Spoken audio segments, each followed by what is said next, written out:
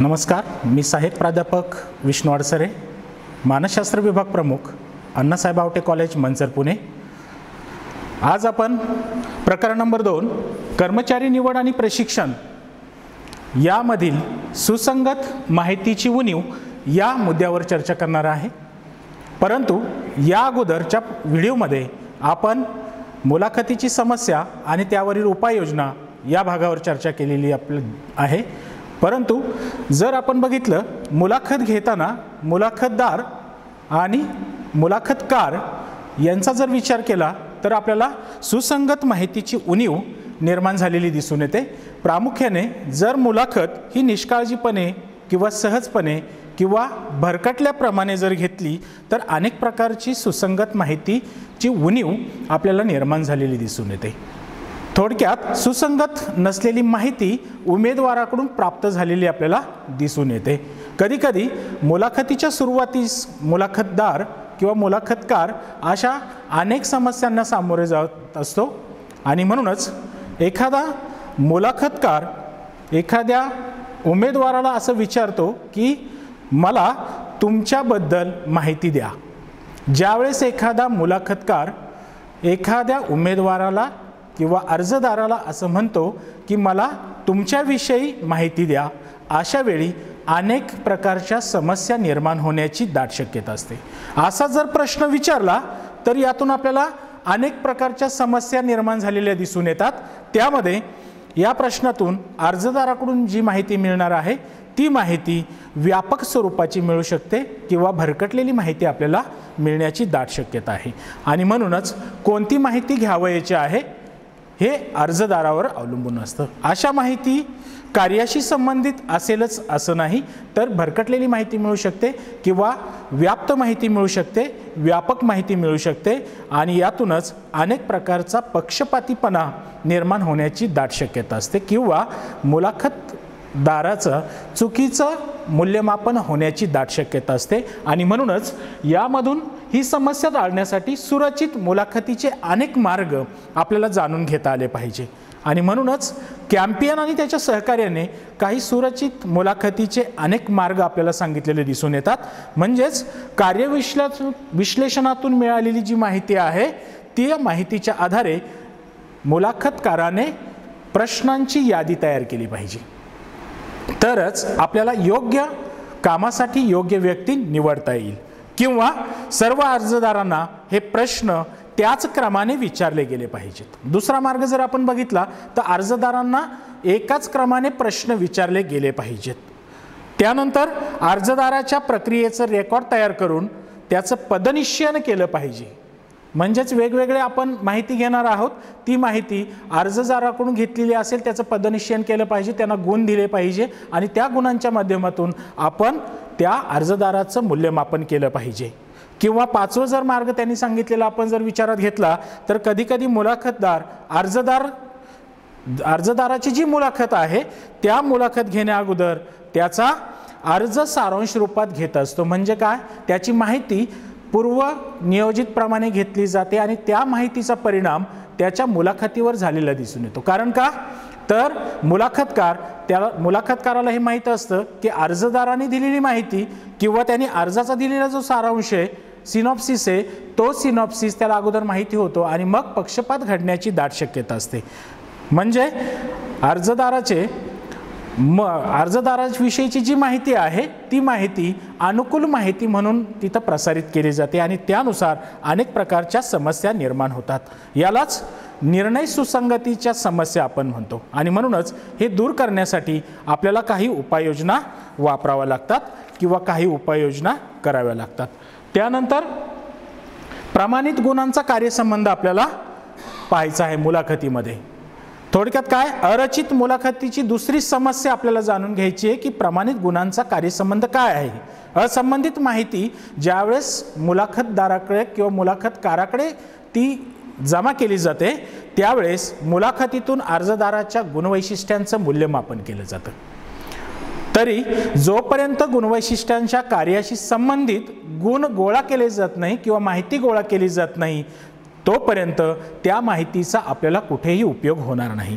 उदाहरणार्थ, विक्रेत्याच्या ठिकाणी किंवा विक्रेत्यामध्ये आपल्याला आंतरवैयक्तिक कौशल्य हवी असतात, परंतु सर्वच कार्यामध्ये आपल्याला आंतरवैयक्तिक कार्याचा समावेश करता येणार नाही.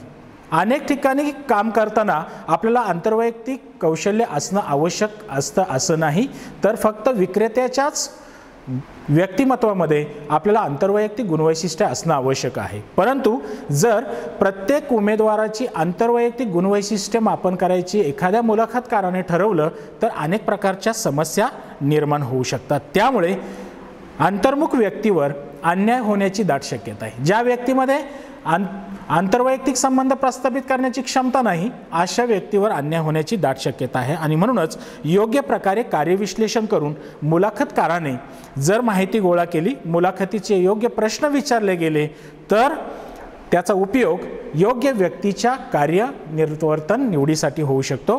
त्यासाठी आपल्याला काही उपाय सुचवले जातात. उदाहरणार्थ, अर्जदाराच्या कार्यसंबंधीचा भूतकाळ काय आहे, हा भूतकाळ जाणून घेण्याचा प्रयत्न मुलाखतकाराने केला पाहिजे. म्हणजेच मुलाखतकार त्या मुलाखतदाराविषयीची जी काही भूतकालीन माहिती आहे, ऐतिहासिक माहिती आहे, ती ऐतिहासिक माहिती त्याने जाणून घेतली पाहिजे किंवा भविष्याविषयीचे प्रश्न त्याने विचारले गेले पाहिजे. तरच आपल्याला योग्य पद्धतीने प्रमाणित गुणांचा कार्यसंबंध निर्माण होऊ शकतो. त्यानंतर तिसरा मुद्दा आपण पाहणार आहोत, तो निर्णयाची विश्वसनीयता.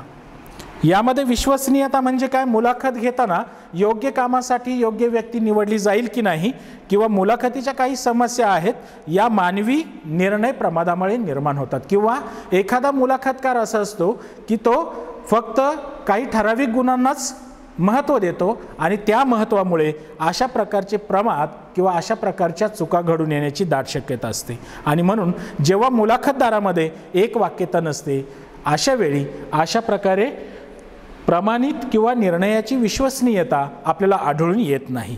आणि म्हणून असा प्रमाद दूर करण्यासाठी आपल्याला निर्णय सुसंगतीच्या समस्या दूर कराव्या लागतात. म्हणून अर्जदाराचं मूल्यमापन अचूक आणि योग्य किंवा खरे असेल तर आपल्याला विश्वसनीय माहिती किंवा निर्णयाची विश्वसनीयता आपल्याला दिसून येते. परंतु अरचित मुलाखत जर आपण घेतली असेल, ज्यावेळेस प्रश्नांची यादी तयार केली नसेल, योग्य पद्धतीने आराखडा तयार केला नसेल, तर अनेक प्रकारच्या समस्या आपल्याला यामध्ये दिसून येतात. आणि म्हणून आपल्याला याच्यावरच्या उपाययोजना सुचवल्या गेल्या पाहिजे, यावरती उपाययोजना केल्या पाहिजे. म्हणजेच उपयोजित जर मुलाखत उपयोगात आणायची असेल तर आपल्याला अर्जदाराच्या वर्तनासंबंधी जी काही मुलाखत आहे ती घेणाऱ्या गटांची निर्णय क्षमता आपल्याला सुधारली पाहिजे. म्हणजे मुलाखत घेणारा जो आहे तो कसा आहे, त्याला किती ज्ञान आहे, त्याच्यामध्ये कोणत्या प्रकारची निर्णय क्षमता आहे हे जाणून घ्यायला पाहिजे, किंवा त्या मुलाखतीला योग्य प्रश्नांच्या माध्यमातून दिशा दिली पाहिजे.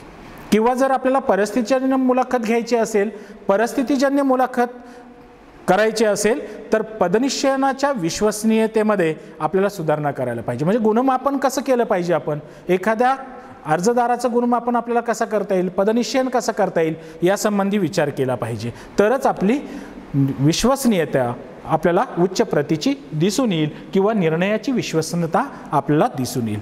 त्यानंतर आपण पुढचा मुद्दा पाहणार आहे, तुलना प्रमाणितता. म्हणजे काय, स्टँडर्ड ऑफ कंपॅरिझन. आता आपण पाहतो, एखादा अर्जदार एखाद्या मुलाखतीसाठी गेल्यानंतर तिथं मुलाखतकार त्याची तुलना इतर मुलाखतीला आलेल्या उमेदवारांबरोबर करत असतो. परंतु असं करत असताना मूल्यमापन हे कुणाशी तरी तुलना करूनच केलं जातं, कारण प्रत्येक व्यक्तीच्या व्यक्तिमत्वामध्ये तशा प्रकारची गुणवैशिष्ट्ये असतील असं नाही.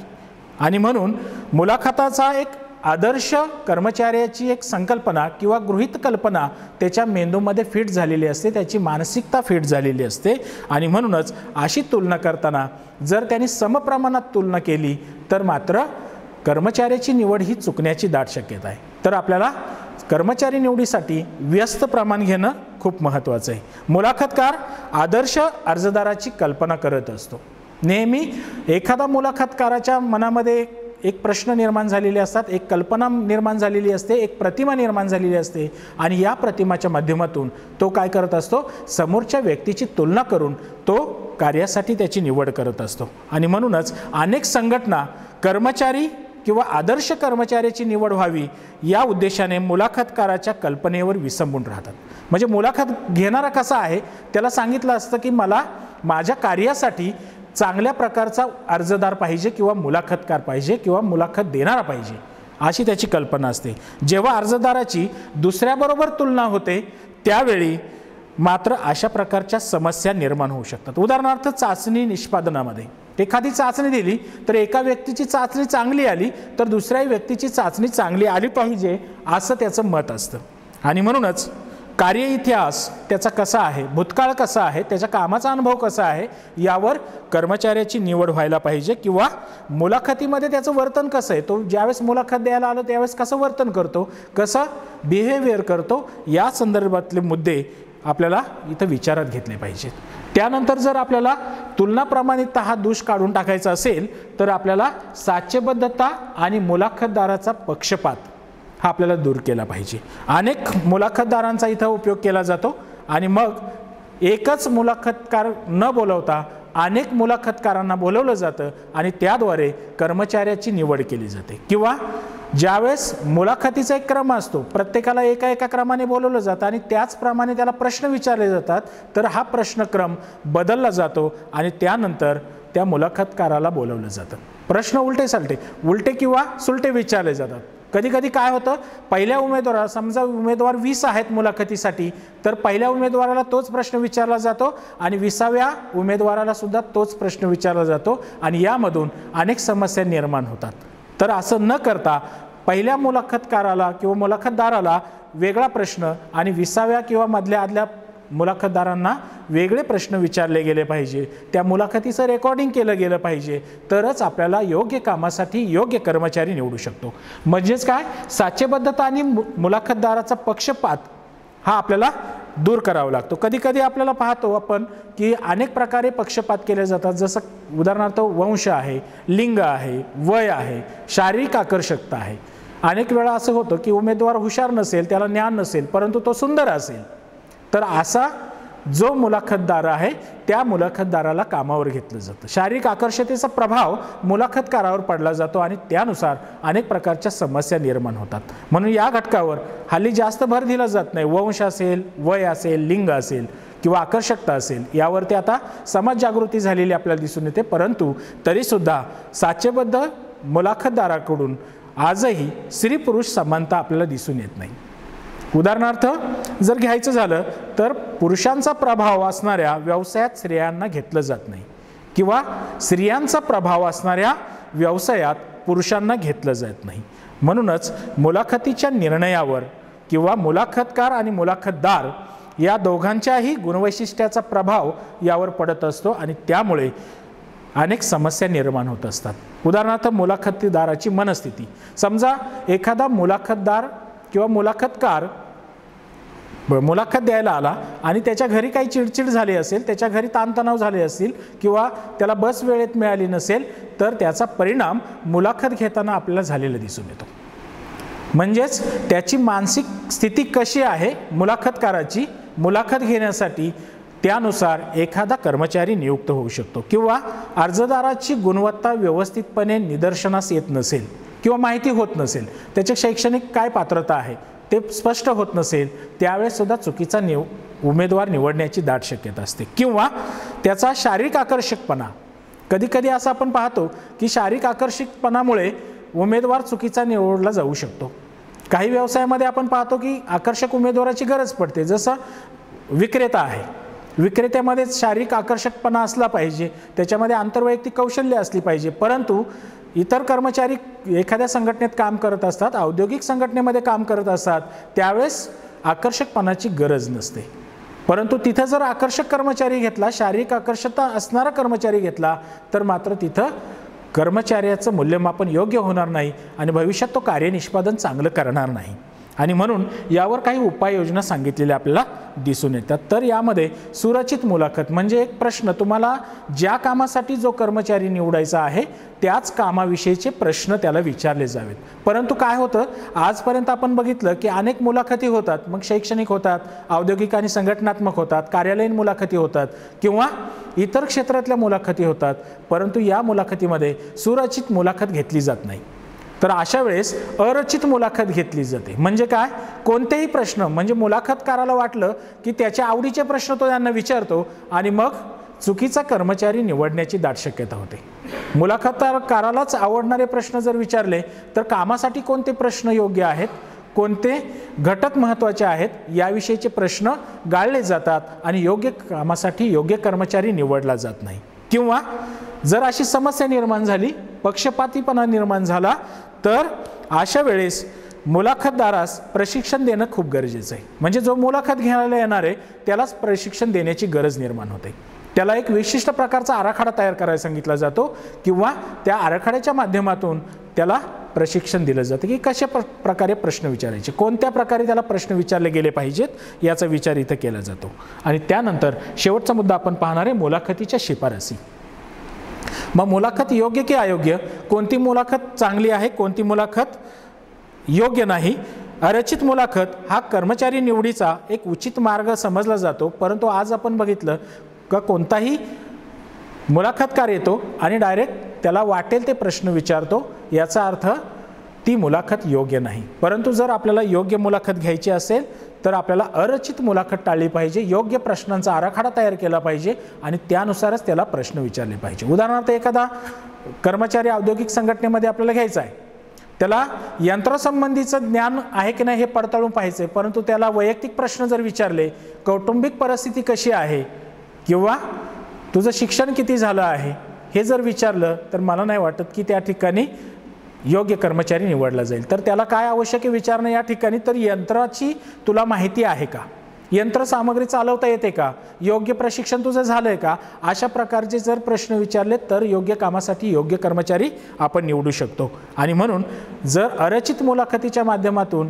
किंवा ढोबळमानाने प्रश्न विचारून एखादा कर्मचारी निवडला गेला तर मुलाखतीसाठी अनेक समस्या निर्माण होतील आणि भविष्यात असा कर्मचारी कोणत्याही प्रकारचे योग्य काम करू शकणार नाही. आणि म्हणून मुलाखतकार स्वतःच्या आवडीचे प्रश्न विचारतो, ते प्रश्न विचारणं या ठिकाणी बंद केलं पाहिजे, तरच कर्मचाऱ्याच्या वर्तनाचं मूल्यमापन चांगलं होऊ शकतं.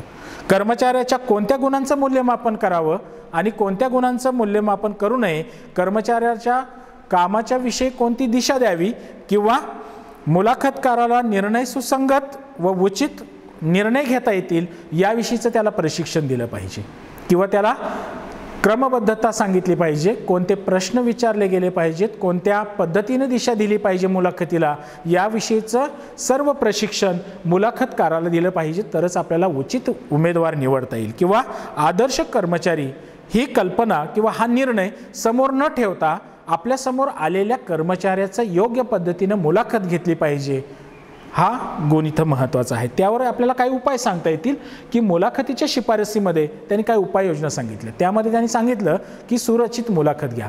आजपर्यंत आपण बघितलं अरचित मुलाखत ही उमेदवार निवडीची योग्य पद्धत नाही, म्हणजे त्याला कोणतेही प्रश्न विचारून चालणार नाही, तर आपल्याला सुरक्षित प्रश्न विचारले पाहिजे, त्याचं शिक्षण विचारलं पाहिजे, त्याला कामाविषयीचा अनुभव विचारला पाहिजे, त्याने किती दिवस काम केलं आहे किंवा कोणत्या क्षेत्रामध्ये काम केलं आहे हे विचारलं पाहिजे आणि नंतरच त्याला त्या कार्यामध्ये रस आहे की नाही, अभिरुची आहे की नाही ते पाहिलं पाहिजे आणि नंतरच त्याला ते काम दिलं पाहिजे. नाहीतर अनेक संस्थांमध्ये असं होतं ज्याला जे काम येत नाही तेच दिलं जातं आणि मग त्या कामाची गुणवत्ता ही कमी झालेली आपल्याला दिसून येते. आणि म्हणून यामध्ये सुरक्षित प्रश्न निर्माण केले पाहिजे, एक आराखडा निर्माण केला पाहिजे आणि त्या आराखड्यानुसार तो कर्मचारी त्या कामासाठी योग्य आहे की नाही ते तपासून पाहिलं पाहिजे.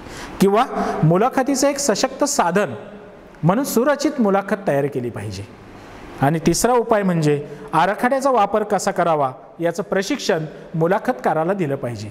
अनेक एक्सपर्ट आपण बोलवतो, तज्ज्ञ व्यक्ती मुलाखतीसाठी बोलवतो, पण कोणता तज्ज्ञ कशा प्रकारचे प्रश्न विचारणार आहेत याचा आराखडा मुलाखतकाराकडे तयार नसतो. तो ढोबळमानाने येतो आणि एखाद्या उमेदवाराची मुलाखत घेतो. मग त्याला काय आवडतं काय आवडत नाही, त्याने कोणतं काम केलं कोणतं काम केलं नाही याविषयी अजिबात प्रश्न विचारले जात नाही, तर फक्त मुलाखतकाराला जे आवडतील तेच प्रश्न तो विचारत असतो आणि त्यामधून अनेक प्रकारच्या समस्या निर्माण होत असतात. आणि म्हणून आज आपण कर्मचारी निवड आणि प्रशिक्षण या प्रकरणामधील सुसंगत मुलाखतीची उणीव, सुरक्षित मुलाखतीचे अनेक मार्ग, त्यानंतर प्रमाणित गुणांचा कार्यसंबंध, निर्णयाची विश्वसनीयता, तुलना प्रमाणितता आणि मुलाखतीच्या शिफारसी या विषयावर चर्चा केली. आणि मला असं वाटतं की मुलाखतीच्या संदर्भात अरचित मुलाखत ही योग्य नसून, उमेदवारासाठी योग्य नसून, सुरचित मुलाखत आपण घेतली पाहिजे, त्याचा आराखडा तयार केला पाहिजे, मुलाखतकाराला प्रशिक्षण दिलं पाहिजे. या बाबी जर आपण काटेकोरपणे पाळल्या तर मला असं वाटतं की योग्य कामासाठी योग्य कर्मचाऱ्याची निवड होईल आणि तो कर्मचारी आपल्या औद्योगिक संघटनेची भरभराट करू शकेल किंवा कार्यनिष्पादन चांगलं करू शकेल. धन्यवाद.